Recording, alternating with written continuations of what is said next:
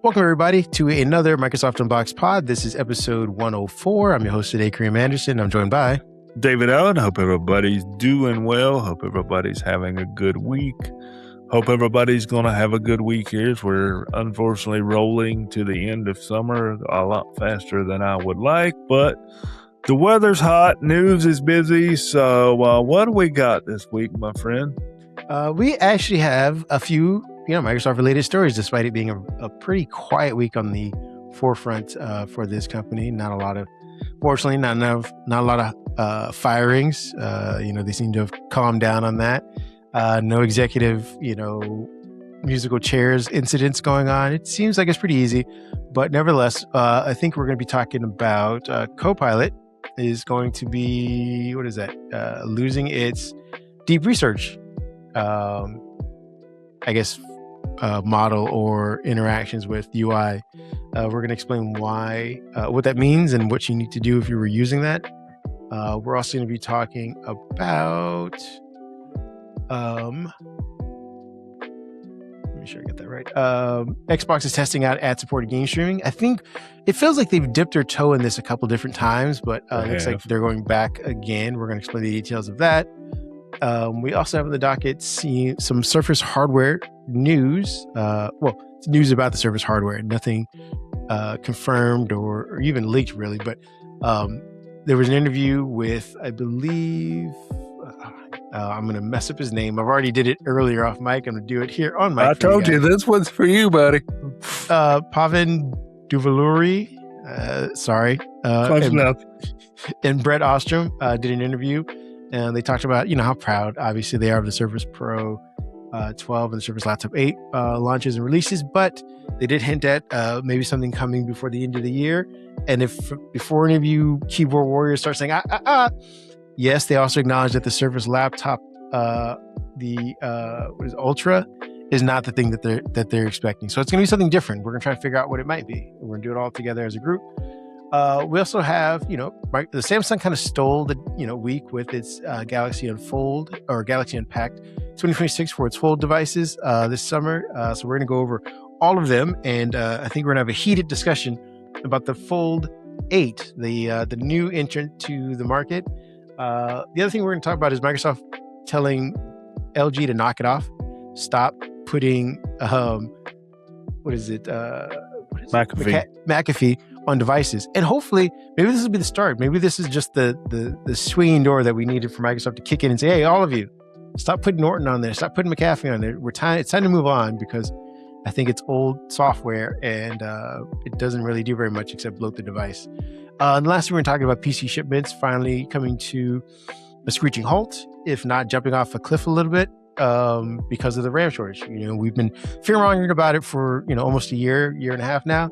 It seems to have caught up finally in a very substantial, real way. With that being said, let's get into our first story, which would be Copilot losing deep research. This doesn't surprise me that Copilot is losing some features. We've been talking about it for several weeks, and I think we're seeing some retooling of some of the Copilot AI features across the industry. But Microsoft has decided to retire, as we said, the deep research feature in the Copilot app for consumers on August 18th of 2026. So not even a month from now. If you're using those deep research tools like for coding or to really dig into something, the deep research is going away, but the feature itself is not going away. It's going to something they're going to call research. But here's the catch. Researcher is designed and asked to create structured, detailed reports and analytics similar to what you're doing with deep research. But you're going to have to pay for that. Guess what? That deep research is, if you're like Google calls it thinking mode. When I need to deep research, I haven't used deep research. Let me back up and say that. I have never used deep research. I have kind of defaulted myself to Google's thinking mode when I need stuff like that for coding. But if you're going to need deep research, which will now be researcher, as of August the 18th, you're going to have to get the premium edition of Microsoft 365. Now, for those that are using deep research, you will not lose your content. You will not lose your prompts. You can still see it in your chat history. If you're like most people and you've just got the family subscription of Microsoft Office 365, which is the same thing I have, and I'm guessing that may be the same thing my co-host has, I had to actually look this week to figure out what the difference is between the premium version and the family version. Guess what? The premium version adds in those extra Copilot features. So I think this is a start. They've been able to look at the stats. They're going, okay, people are not using deep research. For those that are, they're really pounding those GPUs and our servers. So they need to pay for it. So we slide that up to the premium tier. And I'm guessing some of the agentic features and some of the other things on the left panel of your Copilot app that maybe you're not using, the task completer that's over there, I'm guessing you're probably going to start seeing these features move behind a paywall so they can kind of schmooze over those numbers and schmooze over the investors a little bit. Hey, we're making money up here. We, threw everything at the wall. Everything was free. Everything was cheap or included with your subscription. Now we're seeing what we've been talking about. Certain things are business only or behind a higher paying paywall. Yeah, that's absolutely correct. I don't begrudge them in doing this. I know some people will be like, oh, they're just nickel and diming us. Well, that is the reality of AI. And yeah, if you can nickel and dime with them, that means you found some use in it. For the rest of us who can't, it's time for us to jump off the ride. We are no longer going to subsidize AI trying to figure itself out.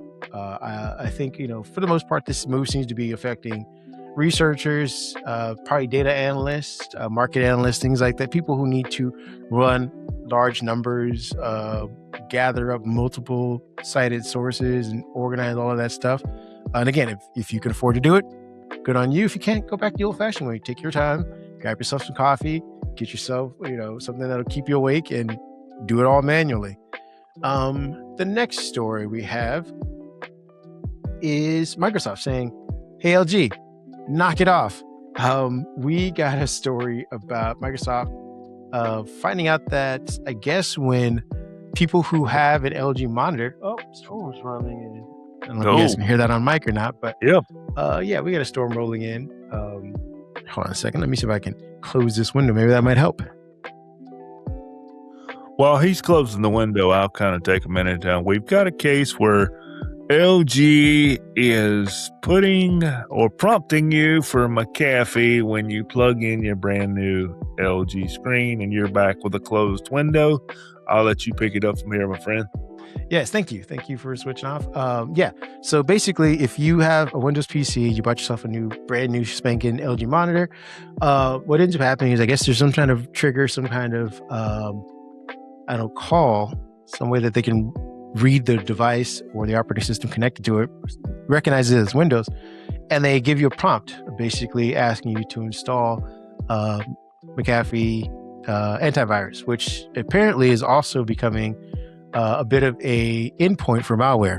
That's mostly the reason why Microsoft said they wanted LG to knock it off, was because it was putting users at risk. Microsoft has come out and said, hey, we're working with LG in order to ensure that you guys are safe. LG has been pretty responsive for this. I was saying, unrelated to this news necessarily, that this may be Microsoft's way of saying, hey guys, enough with the bloatware. It's 2026, we're about to go in 2027. I know that Microsoft built up over a long period of time a reputation of being the malware operating system. It is not that anymore.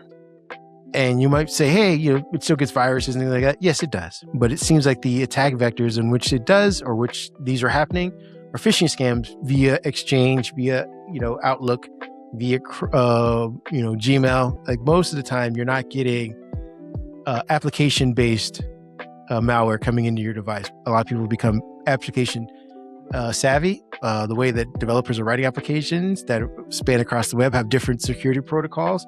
Most people are using more apps on their devices that are, like tablets and phones that are sandboxed by nature. Mm-hmm. So a lot of those people that are getting hit by viruses and malware tend to get it through their email, which they can open up on desktop. And it could happen on a Mac, it could happen on Chrome, it could happen on a myriad of devices, depending on how many links are allowed in. And this is, Microsoft got into a big issue with this about a year and a half ago about all the links that they're allowing in. I think it's the one that took down the airlines, wasn't it? It was part of that update process that they allowed too many admissions into the operating system. They've since changed that. But my point being, maybe Microsoft, expands upon this and says, is it HP? You're no longer allowed to add Norton antivirus. We have Windows Defender. It's on there by default. As explaining that, when most people open up a new PC, they almost have 3 layers of security, which are all different desperate softwares that are running at startup to do the exact same thing. And you wonder why your device feels like it's bogged down or if you have 16 gigabytes of memory, why it only feels like you got 8. Well, part of that is this. We have, just like Samsung phones, you have 3 to 4 different ways of doing things. And a lot of times they're all running at the exact same time. So maybe we can cut back on, 1 or 2 of those. That would be nice. I say we get rid of bloatware altogether. I just don't like it. And I imagine I'm not the only one that, it's like you open up a device. Hey, spend more money. Or you want to hurry to get into your device. So what do? We exit all out. We don't uninstall it in 5 days, 10 days, 30 days. Prompt, spend this money. Nope, no thank you. Exactly. Okay, our next story that we got on the docket is Microsoft testing an ad-supported game streaming platform. This is one that you picked up. Yep, I picked this one up because this is another way to make something appear free and then kind of dip in the old pockets a little bit here. At least I think that's what Microsoft is trying to do. But if you're an Xbox insider, you're getting the opportunity to test the Xbox experience that is now ad-supported for streaming. So what does that mean? That means the service is allowing players to stream select games you already own for free. Advertisements are shown before each session. The trial began this week and offers 1 hour of playtime. So what is Microsoft trying to do here? Microsoft's take is advertising has been in gaming for a long time. They are correct. Advertising has been in gaming for quite some time. We've all seen it, before you start the game or the ad before, even the ad during. But the one thing Microsoft does promise here is ads will be relevant. So maybe you're not going to see a Dial soap ad during a game or anything like that, or maybe a deodorant ad. Maybe you won't see those, but they're saying that ads will be relevant. I don't know how they're going to determine relevancy to you, but I imagine they're tracking something to make it relevant to you, and you'll see advertisements before your game starts, and they promise not to interrupt your 1 hour experience. So why are we doing this? One, it gives gamers an opportunity to test out cloud gaming. It gives you a chance when you're sitting in the doctor's office or you're sitting at the family reunion or there's just things, you need that escape. You can log in and get that little bit of playtime without having to necessarily cough up cash. Microsoft is hoping that you enjoy this experience and then you cough up that that cash for that Game Pass subscription, that Game Pass Ultimate. And I will throw in, speaking of cloud gaming, there was a partnership this week between Meta and Xbox to where if you are a Meta Horizon Plus subscriber, that is where you get so many games for $12.99 a month or something like that. I just signed up for the 3-month trial on my quest this week just to see what was in there. But you get 10 hours of cloud gaming on the Xbox console. So, this is 2 pushes here. 2 pushes this week for Xbox cloud gaming. So, we're throwing things at the wall after all of these recent changes in the Xbox division and people getting laid off and things getting canceled and studios getting closed. We're going to throw some things at the wall here, I think, for a little while and see what sticks. And advertising for cloud gaming is one of them. They might do okay with this. They might get a few folks to play and join up. I don't know. I've always paid for it. I'm going to be honest. I've been a Game Pass premium subscriber since day one. I've rode through the price increases, but I'm smart enough usually to pay several months at a time. I don't know. Good idea, Microsoft. I'm going to give you props on this one. Maybe you can gain some folks, but if you start this stuff like GeForce Now does, where the free plan is 30 frames and start cutting resolution, give us the experience. If we're going to have to look at ads, give us the experience and let us see what we would be paying for. Then I think you've got a chance. Yeah, I'm going to be slightly combative on this one with you. Okay. I think this is a bad idea. This also feels like a continuation of the Phil Spencer era. I can see that. I know they're not saying AI or any of the buzzwords that trigger people to foam at the mouth, but I think gamers, and I say that as a novice, I'm not, any type of PC hardcore gamer or anything like that, but I think this is one of those times where we're on the precipice of losing what the identity of gaming is. And I know it sounds, hyperbolic, but I'm thinking the second you allow ads in this sort of invasive way, you're going to lose control. Because what they're going to start doing is replacing pricing with advertising, because you can get money from advertisers easier, faster, and more reliably than you can from finicky gamers like ourselves. Like someone, comes out of the gaming community saying, hey, you're charging $30 now for, your streaming service. Screw that. I can figure out how to game on a PC. I know how to put together my own PC. I can find ways to get games off of Steam or find emulations or, get copies of a game. I can figure out a way to game where I don't pay you. But as an advertiser, you're not going to say, I can figure out where the audience is at, because you don't know. You're just going to give them money saying, hey, you can put me in front of 18 to 40-year-old, men.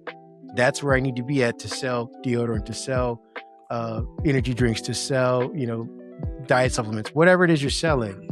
And the second that Xbox gamers say, okay, fine, I'll do your free tier, I'll play around with it and I'll do it for advertising.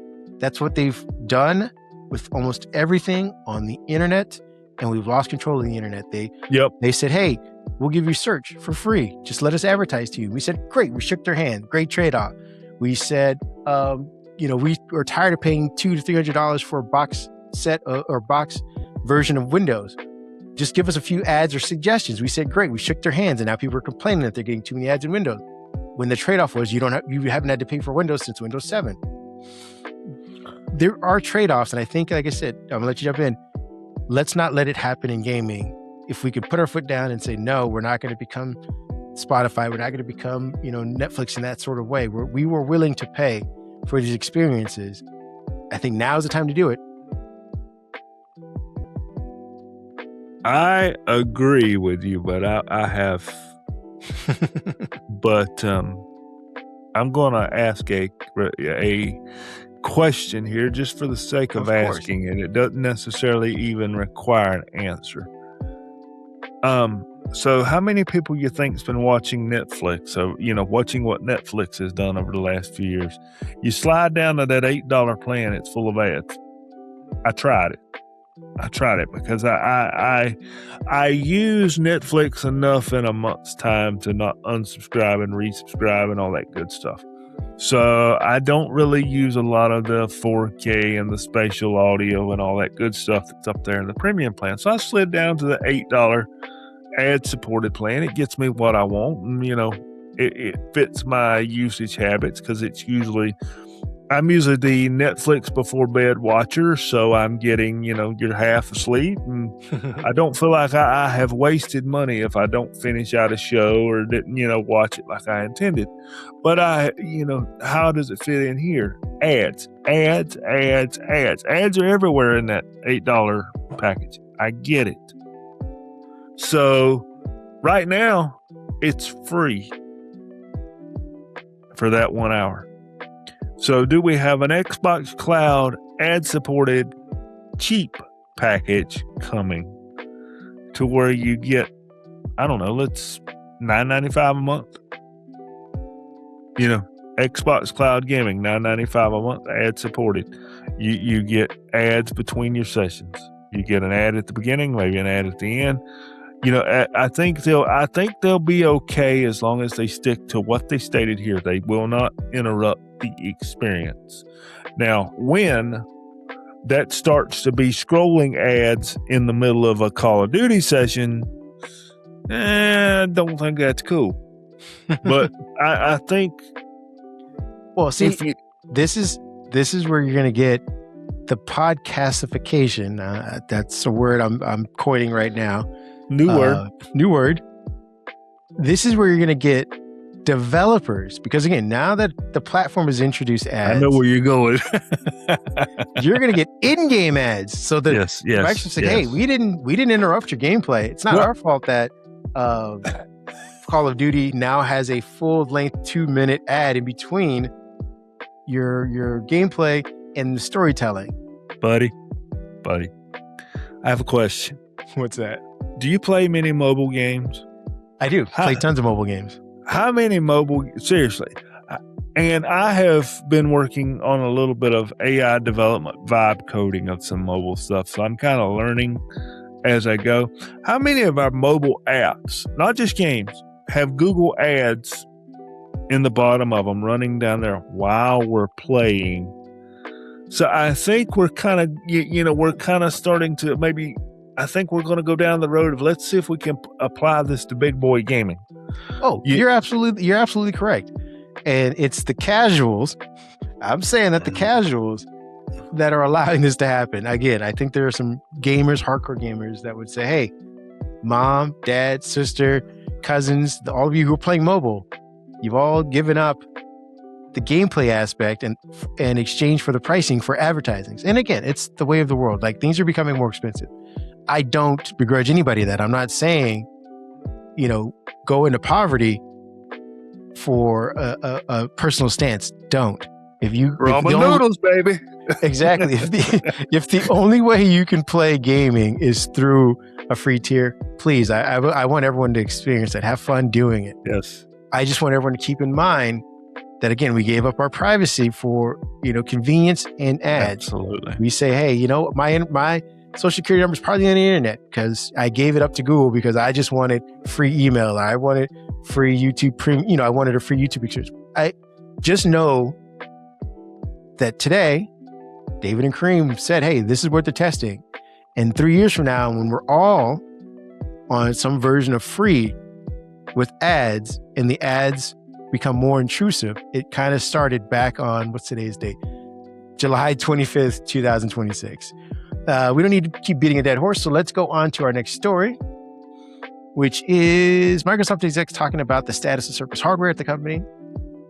There was an interview, I believe a couple of Microsoft execs gave this week about the state of Surface hardware. And I think a lot of you, at least anyone who listens to us, has some sort of interest, some sort of maybe perhaps personal stake in Microsoft's Surface hardware.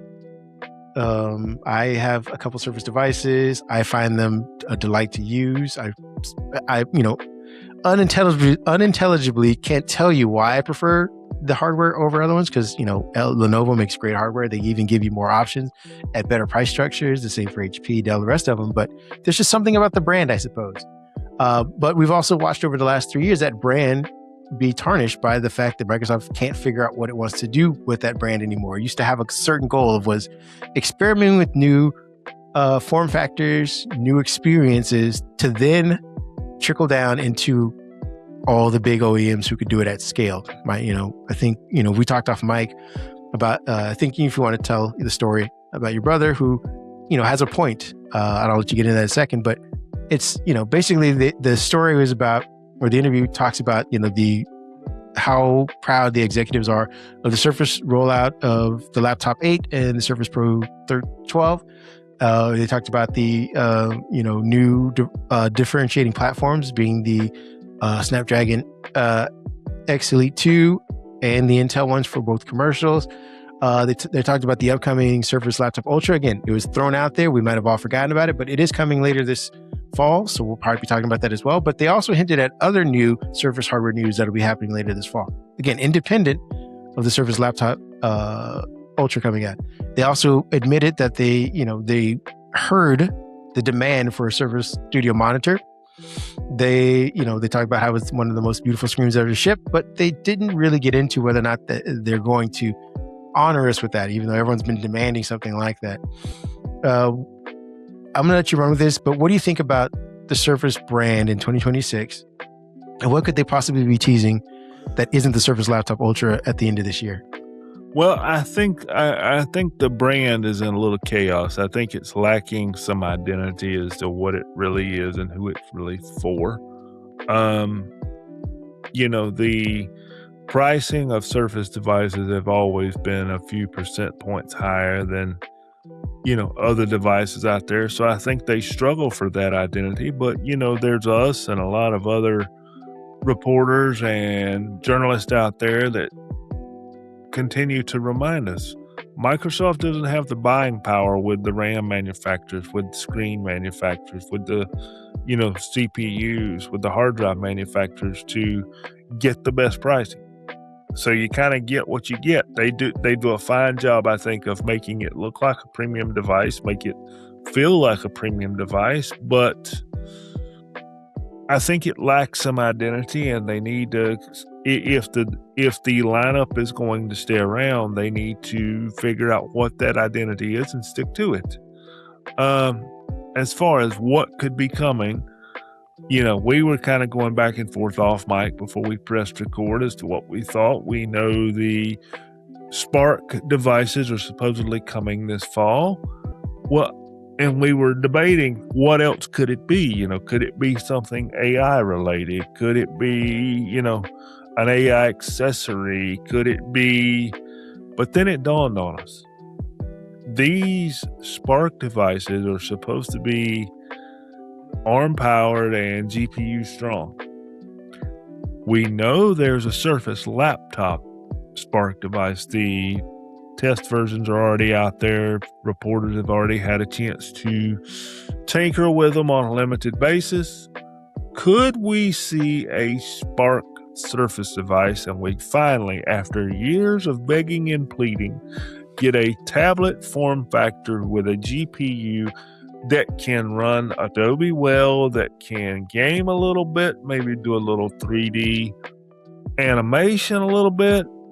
If they did that, I'm going to coin the term here because, that would be a spark for the Surface Pro lineup. I think that device would have a place for it to sell. I agree.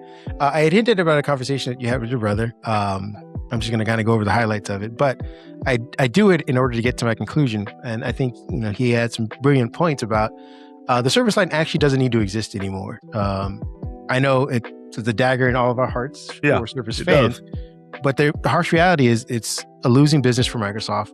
And the reality also is that OEMs are now making great devices.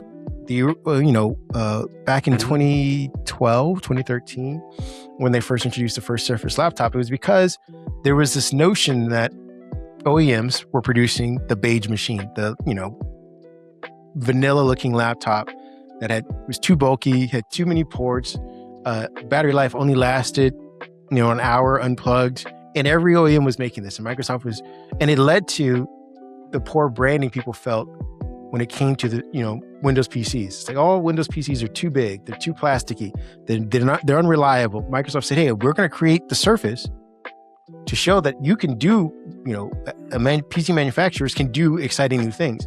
And for a while, lots of manufacturers experimented. They had the swivels, they had, the pop-up tops, and they had a bunch of different things, but they all settled on making just really solid laptops. The Ultrabook, Intel kind of coined with its, requirements and standards, really pushed it forward. They, everyone kept aiming towards the MacBook Air of their devices, making it thinner, making it more reliable, making it more sturdy. Now we have a lot of laptops that are, made with aluminum and, no flex, no creak. They're made really well, and they're made at different price points. The Surface is, quote unquote, succeeded in pushing PC manufacturers forward. Now they're just making Me Too devices. It feels like, especially with the Surface laptop.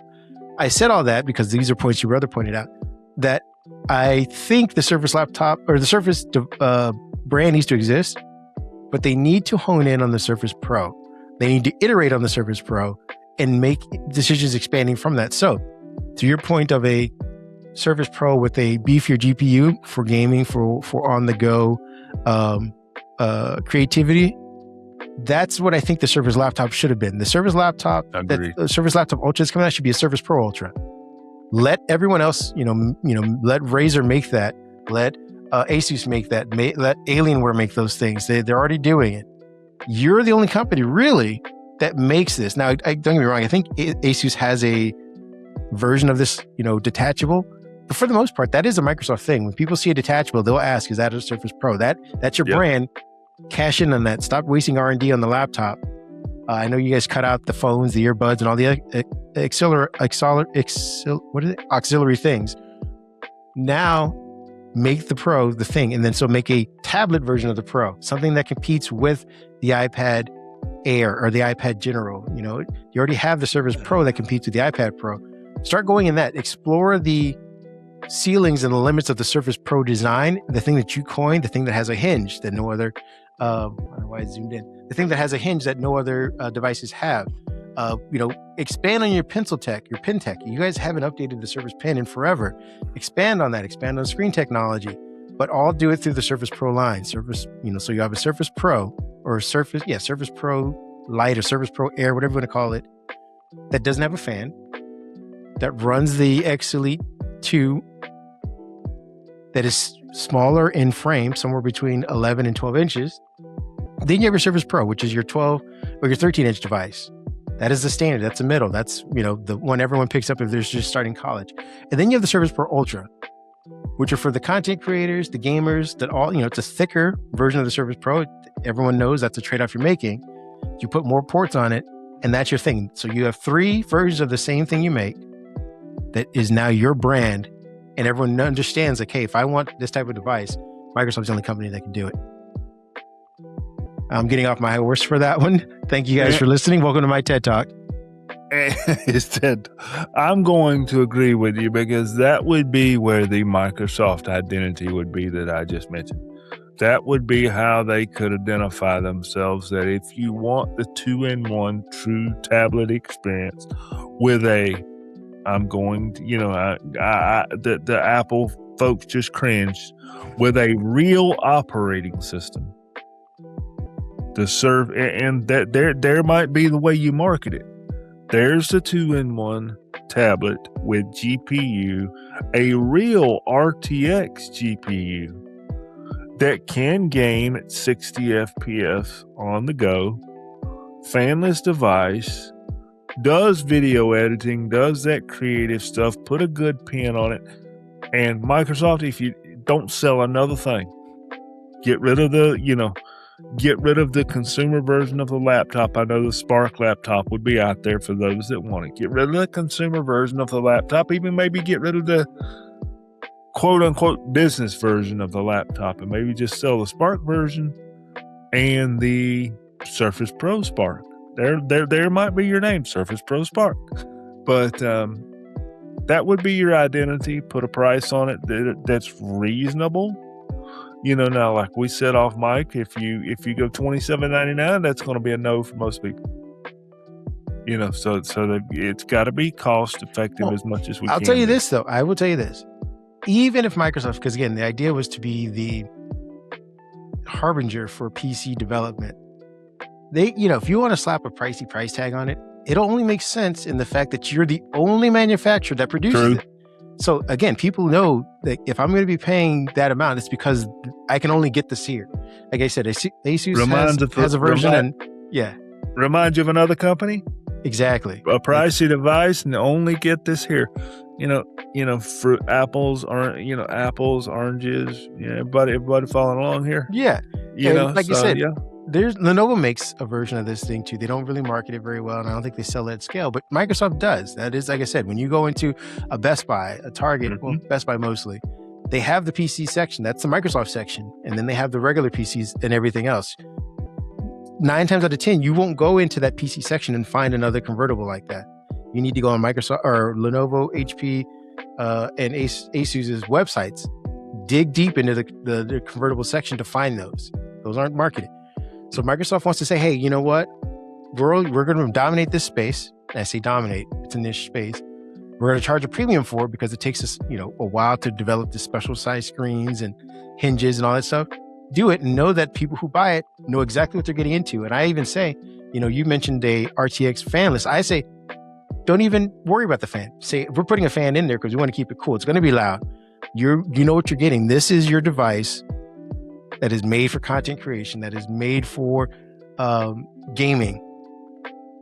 You're buying into that. Now we have the Pro and we have the Lite. Both of those can be fanless, or versions of those can be fanless. That's for your, everybody else. That's for anybody else who, does a lot of traveling, who needs to sign a bunch of paperwork, who's maybe a CEO, a C-suite person who just needs, someone else who runs on the Surface Pro Ultra, kicks out all those AI, what do you call it? Put together reports. And all you need is you need the executive report. You just need something to read really lightly to tell the rest of the board or anybody else who's making decisions, this is what I need. The C-suite guys will take the Lite, they'll take the regular Pro, while the developers, the IT admins, all the guys who do all the hard work will take the Ultra. But again, we're preaching to the choir. Microsoft may or may not be listening to us. Probably not. Probably not. But that's how I see their future going. If they're going to continue with the Surface line, drop the laptop. I know everyone likes the laptop, but there's so many other manufacturers out there who make it. And when you start charging almost $2,000 for it, everyone's going to look at your laptop as a clamshell, just like all these other clamshells that come in at $400 less than yours. Your clamshell has fewer ports. Your clamshell doesn't use OLED. Your clamshell doesn't have colors anymore. Your clamshell, it starts to fall off. But when you say, look at our detachable, our 2-in-1, where are your other ones at? Where are you going to compare? I don't have an answer to that. Good. Now you're going to buy ours. Next story we have is their memory crisis. Speaking of PCs and manufacturers and whatnot, we've been, again, fear-mongering about this for quite a bit, about the PC market. Going to run into what the market is deemed Ramaggedon. Well, it seems like what is this? What quarter are we in for this one? Q2 2026. It looks like PC shipments have fallen, and most of it can be actually put squarely on the shoulders of Ramaggedon. Specifically, the total shipments landed in that quarter were 65 million.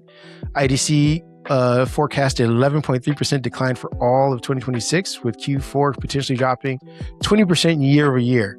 I think if we say percentages, but these are millions of devices that aren't being produced anymore, or not coming out, or not being sold. So even worse yet, it's producing them and having them sit on shelves. I think device manufacturers would rather come in under their unit count and say, oh, there's demand for it, make a few more, than to produce all of these at a certain price point and have them sitting on the shelves not selling.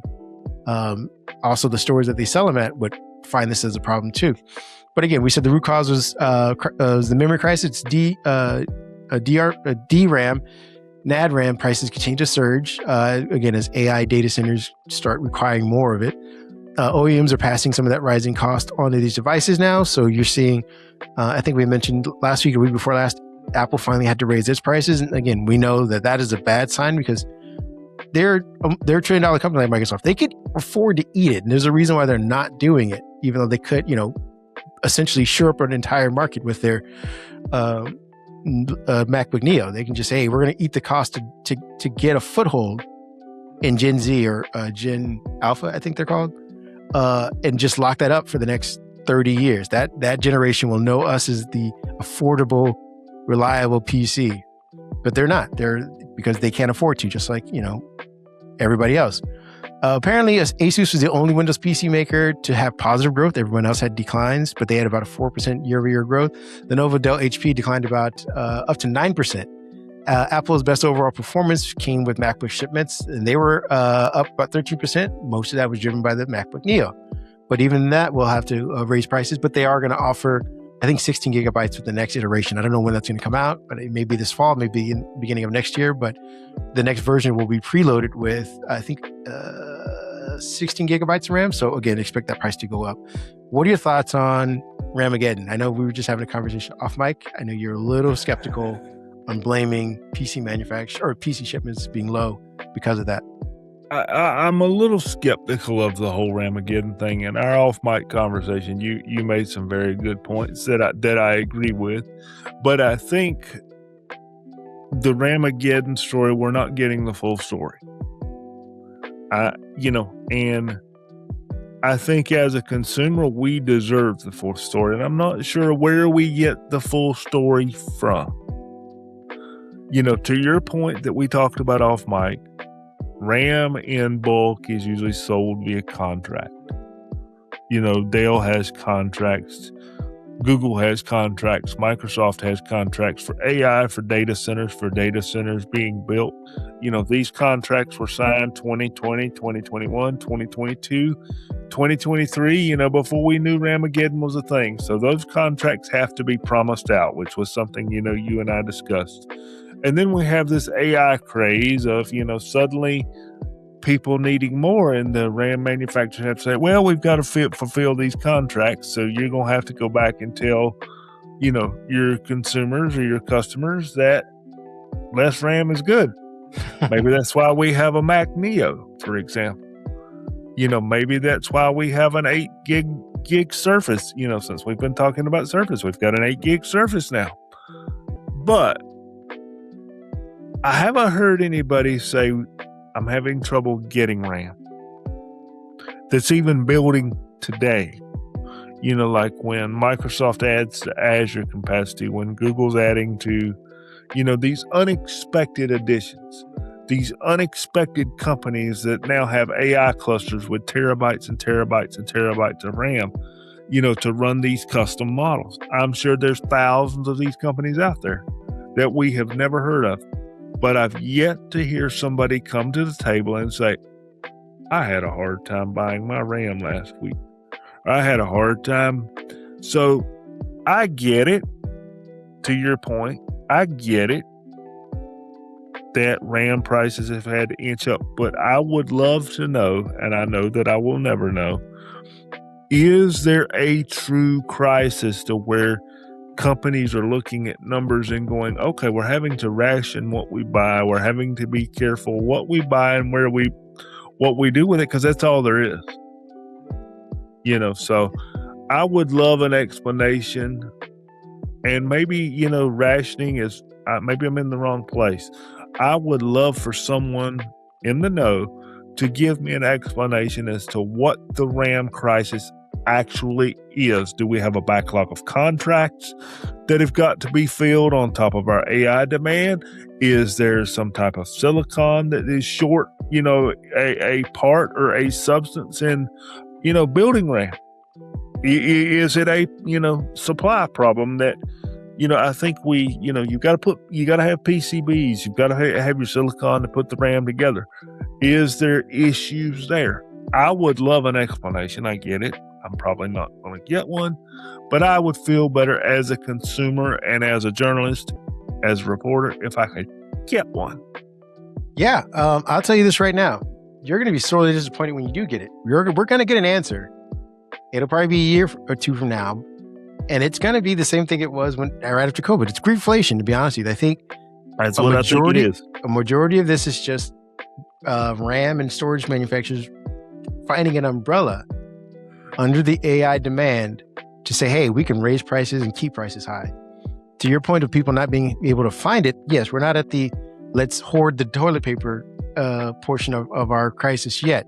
Where we're at is businesses saying, hey, we have a ton of memory and RAM, and the news is reporting that, and again, and these are the numbers bear out, that there are more AI data centers being held, being contracted and built. When they have these procurements, they're listing in the number of servers they're going to need, and inside those servers, the type of RAM and storage that they're going to need. That's all part of the billing when they establish these contracts. And now the people who provide the RAM and storage are all saying like, hey, so people are going to come flying to us because we're part of the drop off of availability and accessibility to these resources. Let's make sure we make our money while we can.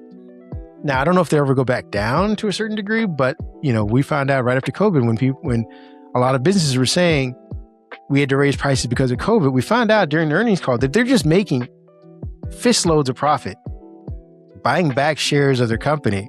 They were doing very well. This wasn't we're out of resources situation. This was the current resources we have, we can see the elasticity of the buyer. And that's what I think, to your point, I think a lot of companies are seeing that now. We will, I think, possibly get to a point where we may have to ration. And I think that's where you're going to start seeing a lot of these, companies saying 16 gigabytes is enough. 8 gigabytes should be good. And I, for one, am actually for that. I know it sounds weird, but I want them to force Microsoft to say Windows has to run better on 8 gigabytes of RAM. You don't have any other option. You physically cannot kick this can down the road anymore. Yeah, Windows on 32 gigabytes of RAM flies. It's buttery smooth. It's awesome. 16 gigabytes, you start to get a little bumpy. 8 gigabytes, you have a flat tire. You're not going anywhere. You're sitting on the side of the road in a Windows PC. Uh-huh. And that's because Microsoft has never been pushed to say, hey, 7 gigabytes is all you need to run a good Windows experience. So now they're going to be forced to physically. That's my take on that. But yeah, I totally get that being skeptical is a way to be in this world, especially when we've already experienced that. And again, a lot of the prices from COVID still haven't come down. This wasn't like COVID's over and now, bread's back down to $1.19 or $1.20. No, bread's still about $3 still. And in cases where you can find bread now, because things are starting to go back up inflation-wise, those prices are only going to go up. Prices only go in one direction for the most part. And it's going to be, I think RAM is going to be a very similar situation. Last story, because, we got about 10 more minutes left in this. We really kind of want to unload on this one, which is Samsung Galaxy Unpacked 2026, ladies and gentlemen. And then we'll talk about some gaming afterwards. But Samsung had a relatively big Unpacked event. I think it was received more press and more coverage and more positive news around it because of the devices they were releasing. They have an Unpacked event at the beginning of the year, January, I believe, where they introduced the S26, S26 Ultra, if I'm not mistaken. I think those are just some of the phones they released. This time around, Samsung introduced the Galaxy Z Fold 8 Ultra, which is basically the successor to this Galaxy Z Fold 7. Then they released the Galaxy Z Fold 8. That was the hotly anticipated short boy. That was the shorter version of a foldable to picture a Galaxy Z Fold 7, but about, a third of the screen or the third of the length kind of chopped off. And then they also introduced the Galaxy Z Flip 8. We also got some information about the Galaxy Watch 2 Ultra, the Galaxy Watch 9. And I believe right after the event, there was news about, they didn't really talk about this during the keynote, but there was news about intelligent eyewear, AR glasses previews, that they're going to be partnered with Warby Parker and Google and Gentle Monster to make some Android XR powered glasses. They look pretty neat. Meta seems to be doing well with those. But what we're all here for is the phones. I'll go over the specs later, but what are your thoughts on those 3 new phones that Samsung introduced? All right. I think they're all niche phones. I'll say that. We haven't got into a place where foldables, and I've seen this in popular YouTube reviews in the last few days. And it was, I won't call the name, but there was one prominent phone reviewer that says we're on the cusp of seeing what foldable phones can do. The reason we're on that cusp is we're expecting Apple to unveil a foldable phone of some sort this fall. And as goes phones will be as goes Apple. So if Apple comes out with a foldable phone and all the millions and billions of iPhone users are rejoicing and running to apple.com and running to the store to buy it, then, the deal of, different types of foldable devices and making them great is on. And I'm here for it. I'm here for it if that happens. Now, to me, foldable phones are a niche. You either love them, you hate them, or you're not sure if you need them. Now, there's the Z Fold 8 Ultra, which is the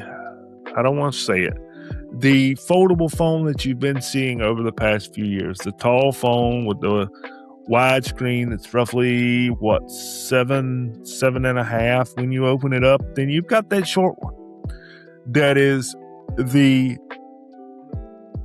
S8 Fold. I want to make sure I get the names right. I've been screwing those up all week. That's the short boy with the 5.4-inch screen, I think, when it's open or closed. You've got a 5.4-inch screen there to look at. Now, to your point, and I know you love it, it's a lot like the Surface Duo was back in its day. But for me, that's too small. I've got a 6.5-inch S26 Ultra sitting here. I'm used to looking at a 6.5-inch screen to do my daily activities. I just don't see myself shrinking down to a 5.5-inch screen.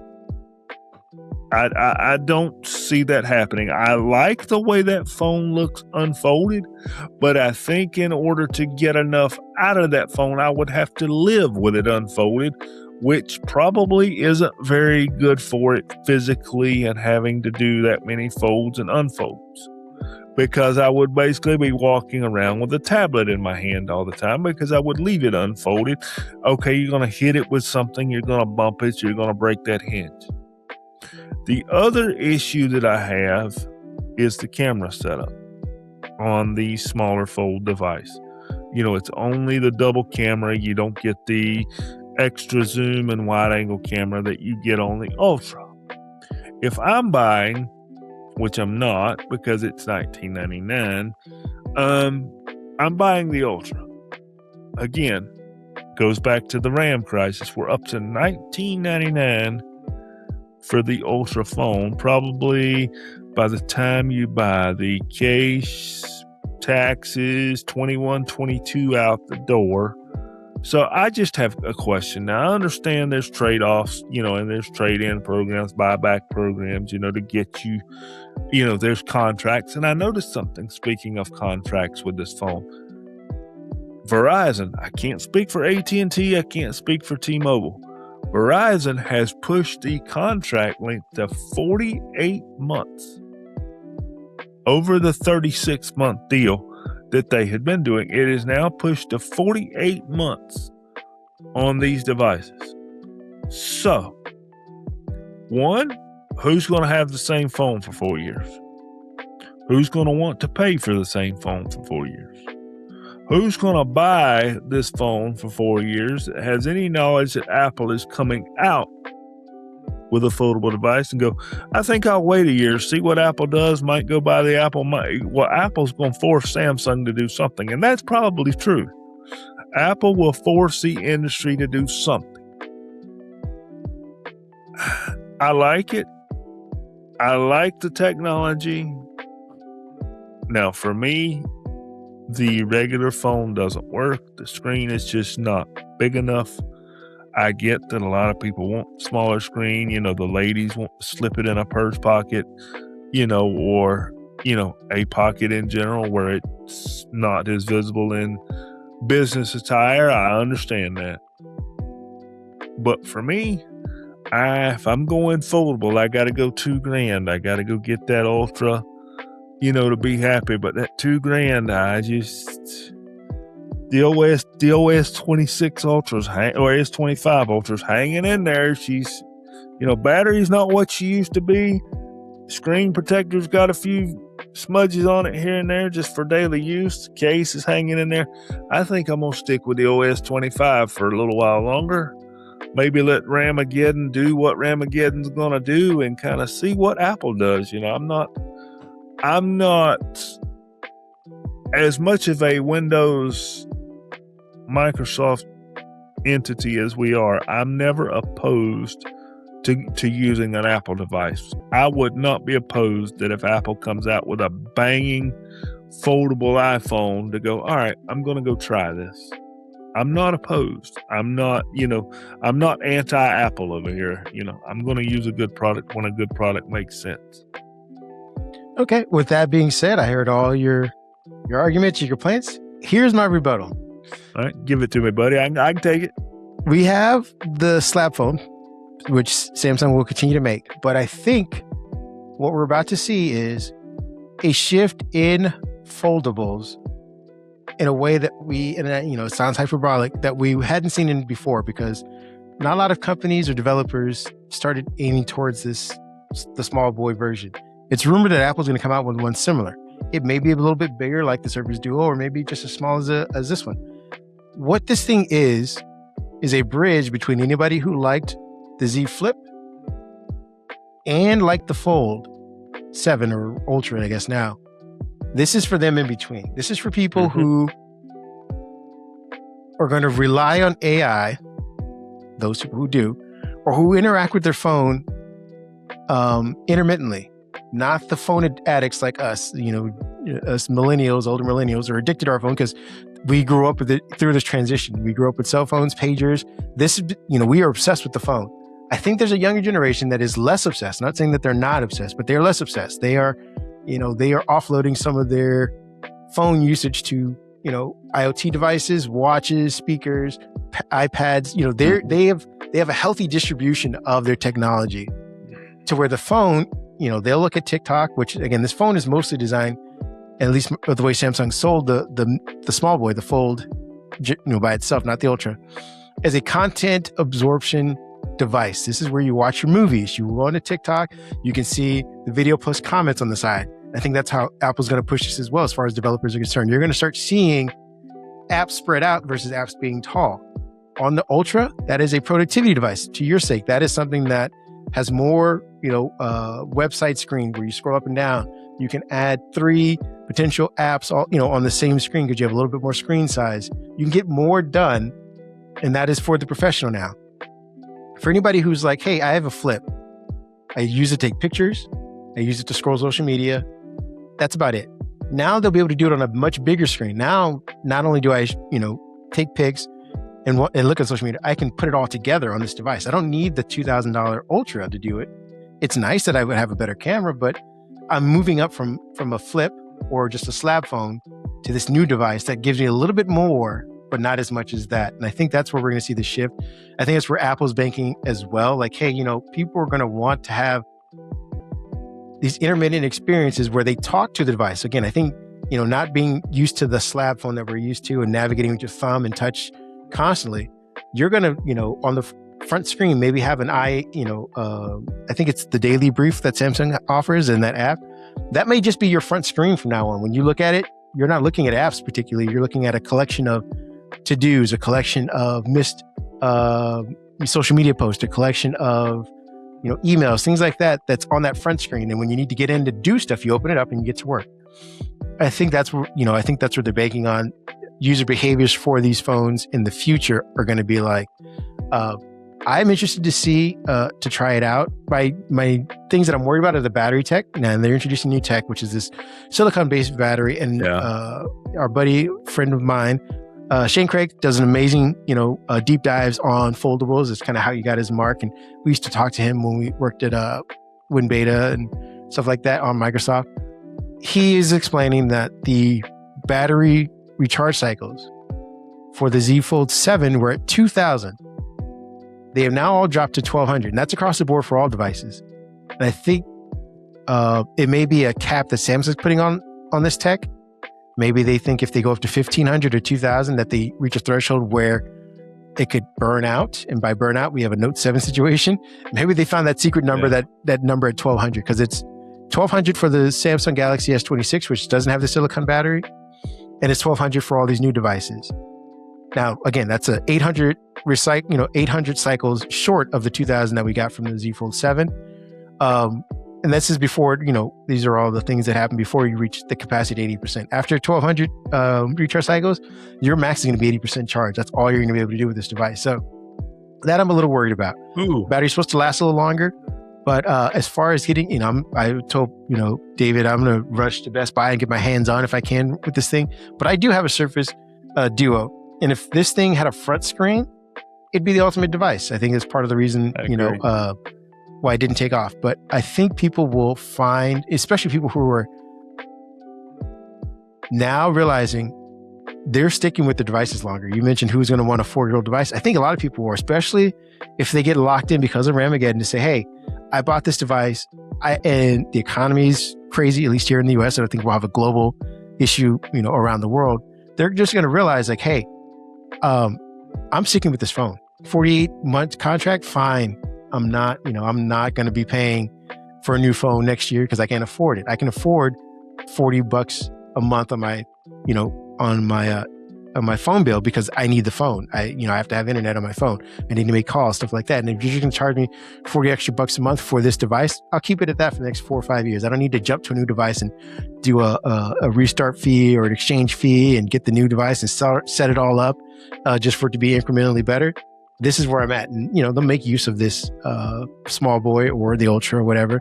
Specifically, just give a couple specs and then we'll get last thoughts on this. The Galaxy Z Fold 8 Ultra, again, it's the tall one. Samsung was touting flex titanium everywhere. Apparently, the way that they got rid of the crease or reduced it as much as they did was through an Armor Flex hinge that has this titanium layer in between that and the screen. So it's still visible when you see some of the reviews, but not nearly as much as before. It's IP48 water dust resistance. It has a 6.5-inch cover display, 8-inch main display. It still runs at 120 hertz on both screens, 3000 nit brightness, weighs about 215 grams. And it'll come with the 8 Elite Gen 5 for Galaxy, which means it's kind of an overclocked version. It'll have 12 or 16 gigabytes of RAM and up to 1 terabyte of storage. We were talking about storage and RAM. They don't seem to be cheapening out with this. But I mean, you're paying more. Up to 27 hours of video playback, a 5,000 milliamp battery with the silicon fiber anode. And then the cameras are 200 megapixel for the main, 50 megapixel for the ultra wide, 10 megapixel for the telephoto, has dual 10 megapixel front cameras. You can record up to 8K video at 30 frames per second, apparently improved night photography. The thing that I thought was really good for this, it'll come with Android One UI 9. I'm hoping I get it on my phone because I don't think I'm going to be getting a new phone anytime soon. But it has this version of Focus, apparently, where you can film an activity or something with multiple people. Like if you're at a recital, if you're at a dance convention thing, if you're watching a sport, and film the entire thing widescreen. But the AI will then go in and allow you to focus on one person throughout the entire filming. So if you film 12 people in an event and maybe your daughters or sons or cousins or whoever's graduating is just the one person you want to focus on, you can, put a square around that person and the AI will auto frame everyone else out of that picture or as much as they can and focus on that person with high fidelity, meaning you're not just going to see a pixelated super crop version. You're going to get a pretty decent version as though you intended to film it that way originally. I think that's pretty cool. The Z Fold 8, which is the small boy, is a new square, has a flatter footprint. It weighs less. It's 201 grams. It has an updated cover and main display, which is, again, flatter, but the sides are a little more rounded than what you got with the Fold Z, the 7 Fold, or whatever, the Fold 7. It has 120 hertz panel. It also has an AMOLED with high brightness. I think it's like 1500 brightness or whatever. It also have the same 8 lead gen made for Samsung chip in there. The cameras are, I think they're missing the telephoto, but everything else is pretty much the same. You'll also get One UI 9 and that cool cropping thing. And I think there's also this little I don't know what to call it. It's like some kind of assistant basically that kind of floats around the operating system. And as information comes in, say you have a phone call, like Dave and I are planning the next podcast for next week and we're doing it in text messaging, it'll come up with a little thing on the side, bottom corner that you can kind of flip out like you do with your side panel. And it'll ask, would you like me to create a meeting for this? So if we're saying, hey, next week we need to talk about this, this, and this, that thing apparently is listening. You click on the button and say, hey, take all the notes that you heard from this or read from this text message, put it in a meeting, put all those bullet points in a meeting and set the meeting for me. That kind of stuff is going to be kind of useful, I think. And that's what I'm saying. Like when people use these devices, I think the idea is to get in and out. At least that's how Samsung sold it versus get in and stay, which is, how we're all used to using a phone. That's my last bit around. I'll let you button this up and then we'll move on to gameplay or game days. Well, I might go buy an iPhone. I'm just having. I didn't sell you on it. Dang it! I'm just having a little fun here, but I think these phones, these devices have their niche, and I like that we're getting to coin something you said, the in and out approach of our devices.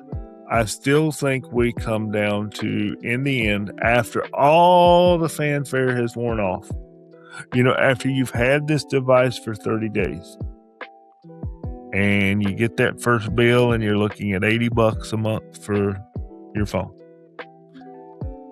Software experience. I think we boil down to software experience. And if you want AI baked in everywhere, right now Samsung is the place to be. They have baked it in on their own, or they have used Google effectively, and they have done that.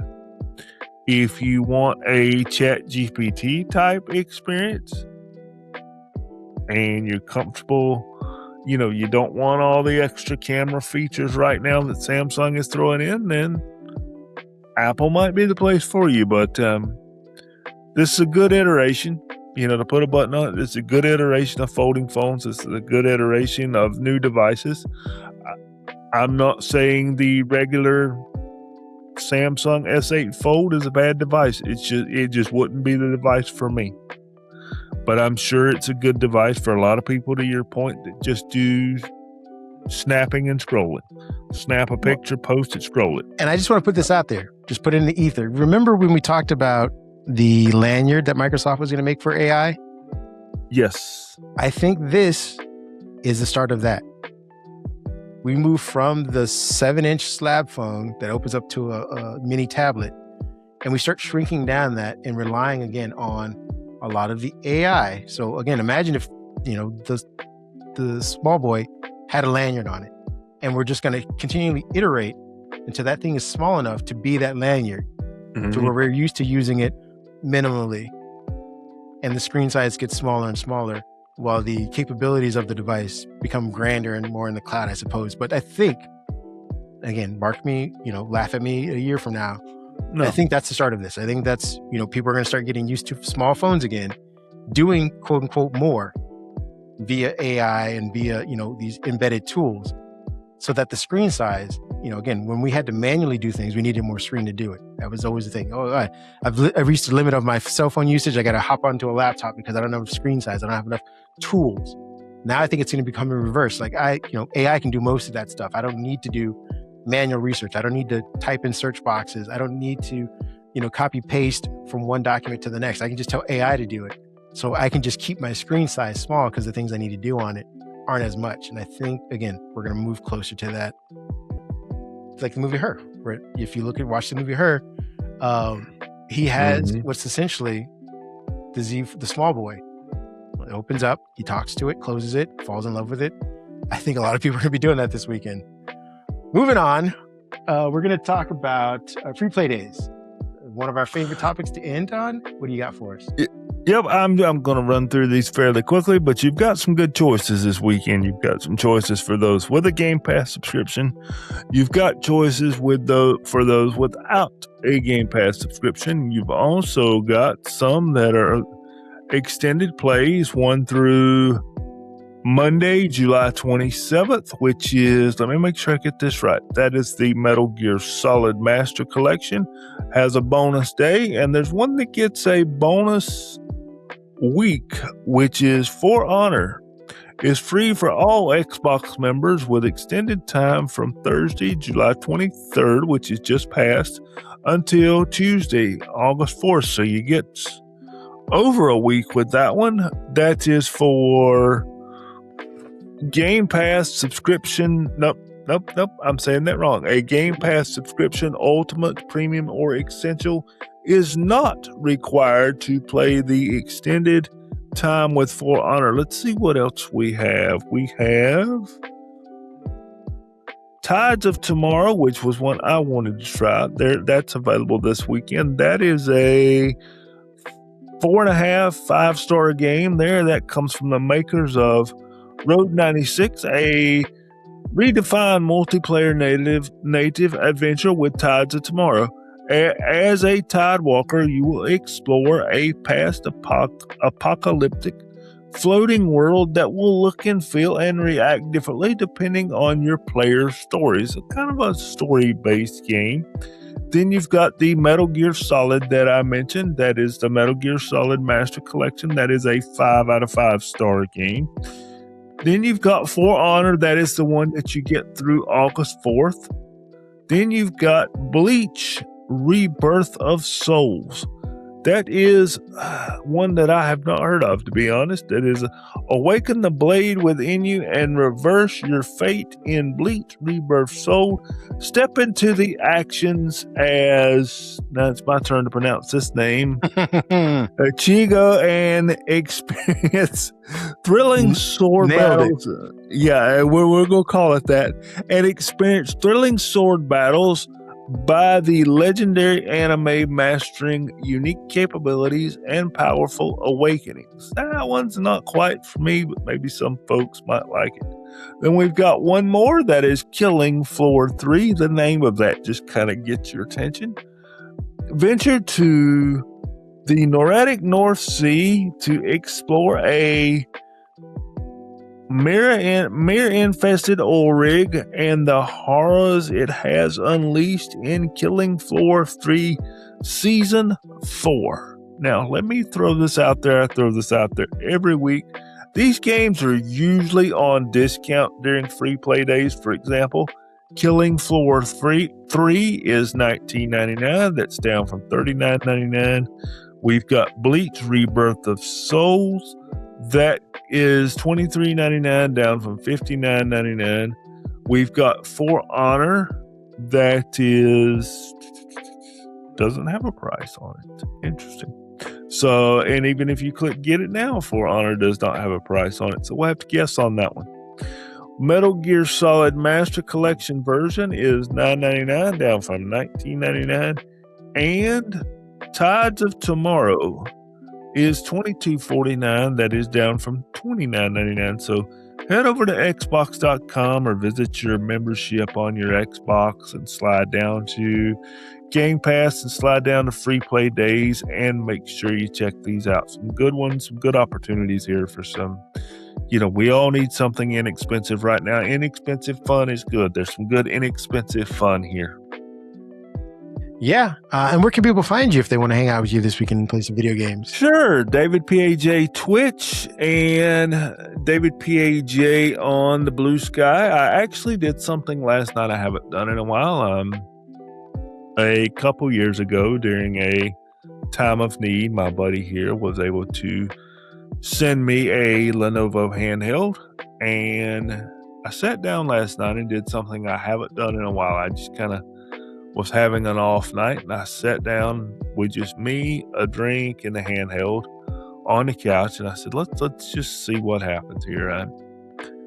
I enjoyed the cloud experience on a couple of these games, and I enjoyed the cloud experience on a couple of games that I like to play. So it's nice, So remember, a lot of these games are play anywhere that are already in your Xbox Cloud library. So check them out. I streamed last night for a couple hours, had a good time. It was very relaxing. So hopefully some of you folks with the day and a half that's left of the weekend here can enjoy some of this a little bit. Yeah, you can find me at Happy Hulk 1 or Happy Hulk on Blue Sky, Happy Hulk 1 on Threads, where I am going to be talking X-Men 97 for the most part. This show has been getting better and better. They brought back something that any of you who's been watching season 1 might have missed. I'm not going to spoil it, but I'm going to be doing that. I'm also going to be catching up to some shows. I've been watching Orphan Black. It's on Netflix. If you're into crazy, ludicrous sci-fi, it's awesome. Tatiana Maslany does an amazing job playing all of her clones. And then if I get a chance to play some games, I am going to try this Killing Floor Operation Deep Freeze. It looks like fun. It looks like it does a crazy action-packed version of The Thing. If you ever watched that movie, watch the movie this weekend if you get a chance to. It's an awesome movie. I think they made a remake a few years back, but that's what I'll be doing. For those of you who are not in a storm like me, go out and enjoy some great weather if you can, if it's not too hot.